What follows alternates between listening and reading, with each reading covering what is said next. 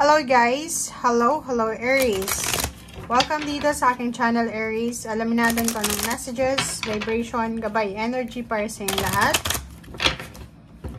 Ito ay general reading, so pwede kang makaresonate. Gamitin mo ang iyong intuition sa panonood. Aries, money, career, financial reading para sa lahat. I hope na makuha mo ang energy dito, Aries. Money, career, financial reading, February 2024. Okay. Kumuha tayo dito guys ang 4 cards. Or 3 cards. Kung ano lang yung lumabas. Okay. So, 4 cards. Okay, Aries. Passion ignited. Wisdom. Stand your ground. Nakakaloka to. Aries.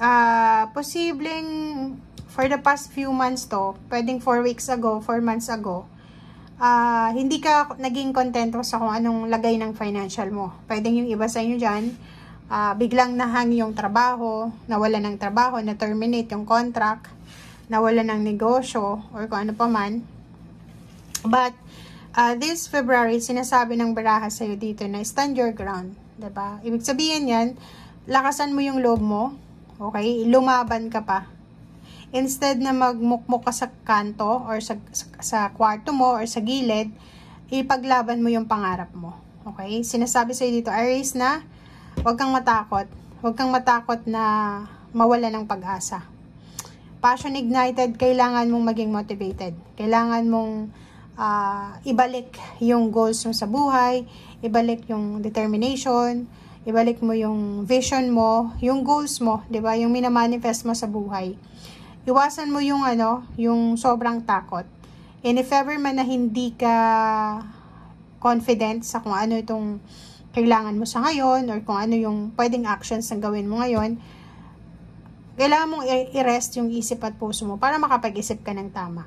Okay? Kasi wisdom ang kailangan mo dito eh. Pag masyadong abala ang isip natin, wala tayong makukuhang sagot dyan. Okay? So, yun ang kailangan mong iwasan.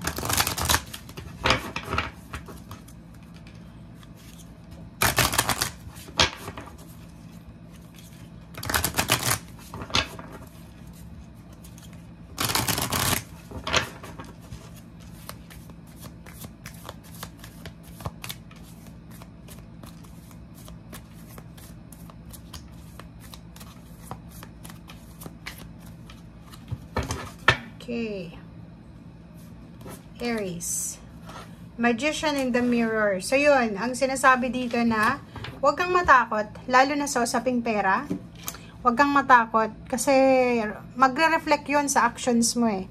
If natatakot ka sa mga posibilidad na mangyari sa susunod na araw, paano pa yung confidence mo? 'Di ba? Mas lalong bababa yung confidence level mo sa sarili mo. So, kailangan mong timbangin yung situation. Kailangan nating timbangin ang ating situation. And kailangan natin na magtiwala sa sarili natin. Kasi itong magician na to is wala siyang problema eh. Wala ka namang problema kung sa pag-uusapan yung kung gaano ka kagaling sa trabaho, makisama, walang problema dyan. Okay? And yung emotion natin towards sa work, pwedeng mag-reflect yan. Like, 'di ba sa interview, exam, pag naunahan ka ng takot, wala, hindi ka makakasagot. 'Di ba kahit sobrang galing mo pa sa trabaho, tapos sa interview or sa exam, before ng training, sumablay ka, 'di ba sayang yun. So, kailangan natin lakasan ang ating loob, kapalan natin ang ating mukha. Okay? So, yun ang sinasabi ng baraha sa'yo.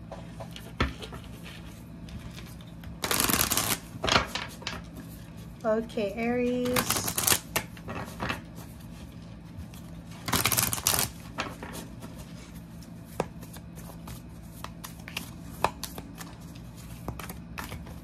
One card lang tayo dito, guys. Passion. Oh, ganun talaga eh. Double cards yung passion mo, oh. Parang hindi ka naman far sign, di ba? Kasi yung far sign, sobrang passionate sila eh. Sobrang confident yan eh. Sa lahat ng zodiac signs, yung fire sign, lalo na yung Leo, ang pinaka-confident sa lahat. Okay? So, dito sinasabi ng baraha, be passionate. Ibalik mo yung passion mo, ibalik mo yung excitement mo. Kasi yun ang kailangan mo sa ngayon eh. Kung eto yung paiiralin mo, walang mangyayari guys.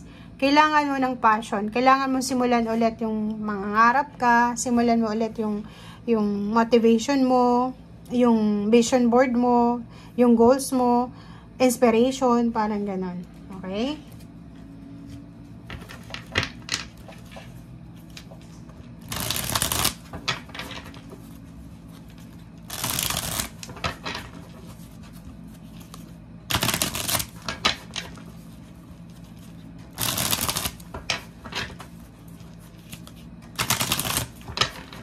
Okay, Aries. Oh, diba? King of Wands. Sinasabi ng baraha, sobrang confidence ang kailangan mo. Sobrang sipag, sobrang confidence, sobrang tiwala sa sarili. Okay. May iba kasi sa inyo na Aries na mahiyain. Diba? Pag na-reject kayo, rejected na talaga, hindi na kayo uulit. Pero may iba naman na sobrang... Yung Aries kasi... Yung birthday niya, di ba? So, magkasunod lang tsaka yung water sign na Pisces. So, may mga energy ng pagiging Pisces din kayo. Minsan mahiyain, minsan nagiging negative. So, yun ang kailangan nyo ngayon is King of Wands. Kailangan yung maging motivated, katulad ng fire sign talaga na kailangan mong lakasan ng loob mo, kapalan ng mukha mo. Ito yung baraha sa'yo ngayon. Kailangan mong ilaban mo yung Seven of Wands yan eh. Stand your ground. Paglaban mo yung pangarap mo. Huwag kang papayag na hanggang dyan ka na lang. Ang daming oportunidad. Oh, gawin mo tong motivation, guys. Aries, gawin mo siyang motivation. Gawin mong, parang isipin mo na, nako, hindi ako papayag hanggat hindi ko mahahawakan yung perang yan. Hindi ako papayag na matapos ang taon na ito na hindi ako makakatungtong sa tagumpay na yan. Parang ganito. Diba? Kailangan victorious. Queen of Pentacles, sinasabi ng baraha na kailangan mo ng strong inspiration para dyan, no? Double Magician. So, sinasabi ng baraha sa'yo dito na focus ang kailangan mo. Walang problema sa sarili mo eh. Walang problema. Ang kailangan mo lang is i-motivate ang sarili mo. Yun lang ang kailangan mo sa ngayon. Wala nang iba. Kailangan mong mag-focus sa kung ano yung goals mo. Kailangan mong mag-focus sa kung ano yung minamanifest mo. Ang sabi ng baraha, confidence level ang dagdagan mo. Passion, excitement. Kasi masyado kang bored eh. Masyado kang bored, masyadong hindi ka kontento or masyado kang walang interest. Yun ang nakikita natin. Parang napapagod ka sa situation na kailangan mong maging energetic ulit. Okay? So, comment down below if ito yung nararamdaman nyo bago pumasok yung February. So, ngayon meron idea na kayo na nasa inyo yun eh. Kung gusto nyo ng pagbabago, kung gusto nyo mahawakan yung pera, nako, kapalan ng mukha. Okay? Thank you guys. Bye!